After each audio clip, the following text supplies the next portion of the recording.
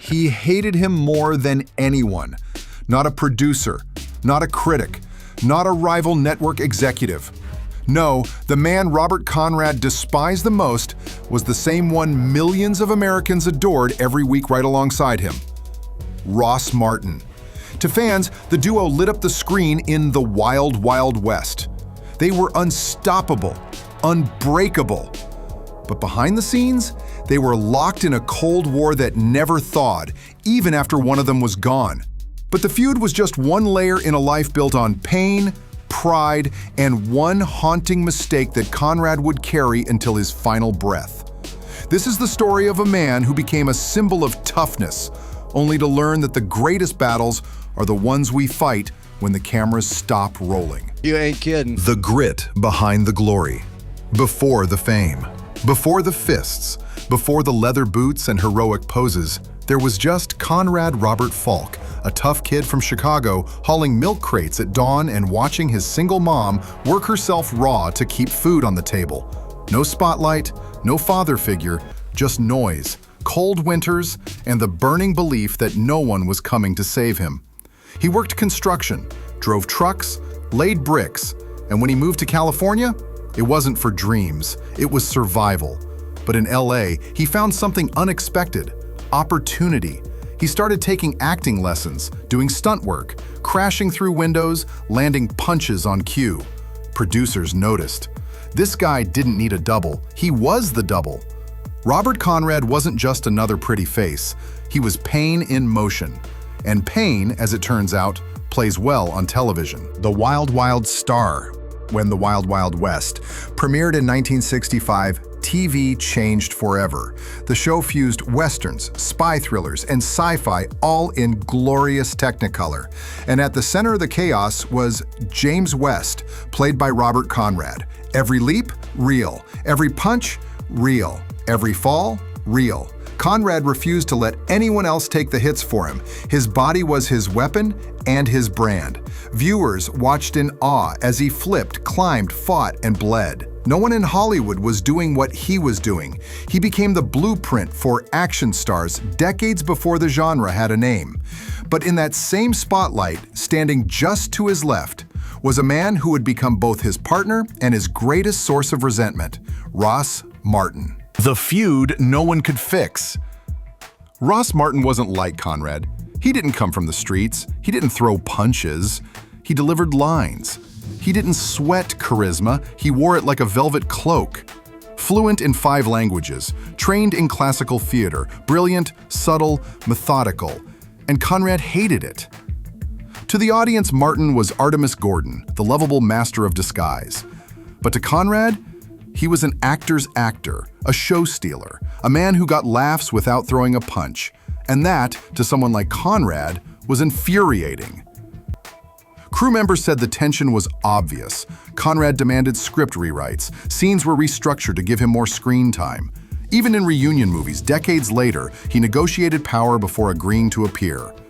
Martin never said a bad word publicly, but the resentment, it never cooled. And when Ross Martin died suddenly in 1981, there were no grand statements from Conrad, no tearful tributes, just silence. A silence so sharp, it spoke volumes. Family man or Hollywood myth? Despite his on-set fire and reputation for throwing fists, Conrad's heart belonged to one thing, his family. He married Joan Kenley in 1952, long before the cameras ever found him. Together, they had 5 children. Their marriage lasted 25 years, a near eternity in Hollywood. And when they split in 1977, it wasn't messy. No tabloids, no custody battles, just quiet mutual respect. But something else happened that same year.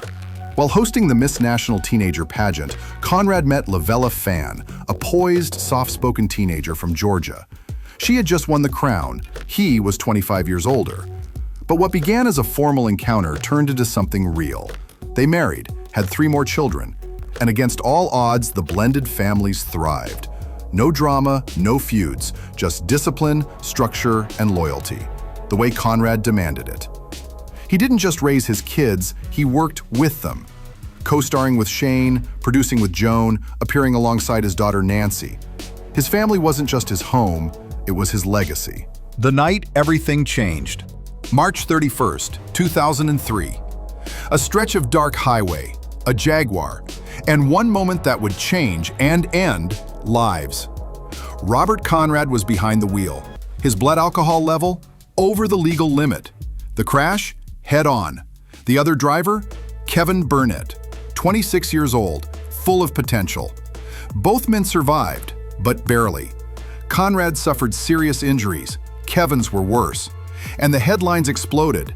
TV legend charged with felony DUI. Conrad didn't fight it. He entered a no-contest plea. 6 months house arrest, 5 years probation, mandatory counseling, and worse than all of that, the guilt. In 2005, just 2 years after the crash, Kevin Burnett died from complications linked to the accident. His family blamed the trauma. And though Conrad was never charged in connection with the death, the shadow never left him. This wasn't a stunt gone wrong. This was real, and it broke him. Broken bones, haunted years. The accident left Conrad with permanent nerve damage. His right side, the side he used to throw punches, swing ropes, and flip through windows, was paralyzed. The man who once leapt across moving trains now struggled to stand. He didn't just lose mobility, he lost identity. He pulled back from the spotlight. No more radio shows, no more appearances, just quiet, reflection, regret. For a man who built his life around strength, aging wasn't just painful, it was humiliating. But he kept his pride. He stayed close to his children. He gave interviews when he could. And in those moments, fans glimpsed something rare: honesty. He didn't pretend to be the hero anymore. He just tried to be human. Ross Martin's ghost. Some say Conrad never truly forgave Ross Martin, not because of what Martin did, but because of what he was. The feud was never just about scripts. It was about class, identity, style. Martin represented a version of manhood that Conrad never trusted. Cerebral, soft-spoken, adored for brains over brawn. And after the crash, after the paralysis, maybe Conrad saw something in Martin he had spent his whole life denying: resilience, quiet power. Martin had been mocked for being too theatrical, but in the end, it was Conrad who faded quietly, haunted by what might have been if he had learned to let go. Final curtain call. Robert Conrad died on February 8, 2020 from heart failure. He was 84 years old. No explosions, no stunts, no grand send-off. Just a man in his Malibu home, surrounded by the family he loved and the silence he had learned to live with. He left behind a complicated legacy, one built on raw talent, stubborn pride, personal redemption, and scars the public never saw. To fans, he'll always be James West, the fighter, the rebel, the man who did his own stunts because he had to. But to those who knew him, he was more than just action. He was contradiction. He was strength and pain, fire and guilt, father, fighter, and finally, a man who tried to make peace with the damage he couldn't undo. In Hollywood, some stars burn bright. Some fade quietly, and some, like Robert Conrad, fight the darkness every step of the way. But in the end, even fire has to rest. And I grabbed the chandelier, slipped, fell down, and had a lineal fracture of the skull. Television stunts today are all about CGI and safety protocols. But back in the 1960s, actors were literally setting themselves on fire for our entertainment, sometimes by accident. That reminds me of those wild stories from the Wild Wild West. They really did push the boundaries of what was possible on TV back then. Oh, you have no idea. Take Robert Conrad, for instance. This guy was doing Tom Cruise-style stunts decades before Mission Impossible. During one particularly memorable scene, the pyrotechnics went off early, and, well, let's just say his pants caught the worst of it. Oh my goodness, that sounds terrifying. How did he handle it? You know what's amazing? Instead of storming off set or demanding someone be fired, he just jumped up, patted out the flames, and yelled to the crew, "Hey, next time, let's barbecue the stunt dummy, not the star." That's such a perfect response. Turning a potentially dangerous situation into something everyone could laugh about. And get this, he wore those scorched pants for the rest of the day like some kind of trophy. It became this running joke on set, with Conrad showing off his battle scars to anyone who'd listen. That really shows how different the industry was back then. These days, there'd probably be a dozen incident reports and safety meetings. Speaking of different times, let me tell you about Ross Martin, who played Artemis Gordon. This guy was so committed to his character work that he once got himself kicked off his own set. Wait, how does that even happen? Well, Martin was known for these incredible disguises, right? So one day he shows up fully transformed as this elderly prospector. His makeup and acting were so convincing that security thought he was just some confused old man who'd wandered onto the lot. Oh no, you're telling me they tried to remove one of the show's stars from their own set? Exactly. And here's the best part.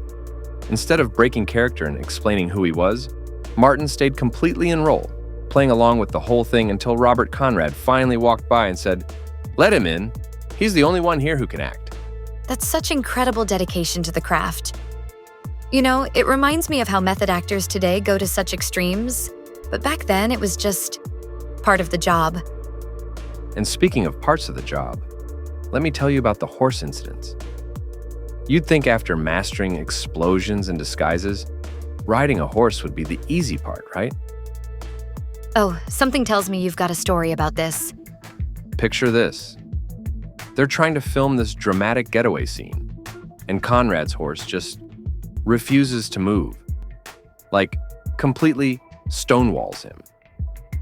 Finally, Conrad leans down and says to the horse, "Look, I'm not asking you to win the Kentucky Derby, just move." Well, that's actually pretty reasonable horse negotiation. Did it work? Oh, it worked all right. The horse finally moved, straight into a tree. Conrad falls off and, without missing a beat, just gets up and announces, "That's it. I'm walking to the villain's lair." These stories really paint a picture of how they just rolled with the punches back then, don't they? Absolutely. And speaking of rolling with punches, wait until you hear about the wardrobe department's little prank. So, Conrad was known for wearing these incredibly tight pants on the show. Even by 1960s standards? Because that's saying something. Oh yeah. Well, one day the wardrobe team decided to have some fun and washed his pants in hot water, twice. When he tried them on, they were so tight he could barely bend his knees. That sounds like a recipe for disaster, especially for someone doing their own stunts. But instead of getting angry, Conrad just strutted onto set like he was on a runway, struck this ridiculous superhero pose, and announced, "Guess it's leg day, boys." You know what strikes me about all these stories? They're not just funny anecdotes. They really show how different the whole entertainment industry was back then. Right? Today, everything's so controlled and precise. Back then, it was more like organized chaos. But they managed to create something truly special because of it, not in spite of it.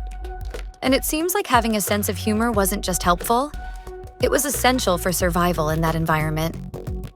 You know, looking back at shows like The Wild Wild West, it's clear that what made them special wasn't just what ended up on screen. It was the whole creative atmosphere behind the scenes. That's so true. When you have people who can laugh at themselves and roll with the unexpected, it creates this magic that somehow translates to the audience. And maybe that's the real legacy of shows like this. Not just the episodes themselves, but these wonderful stories of resilience, creativity, and the ability to find humor in any situation. Even when your pants are on fire. Especially when your pants are on fire.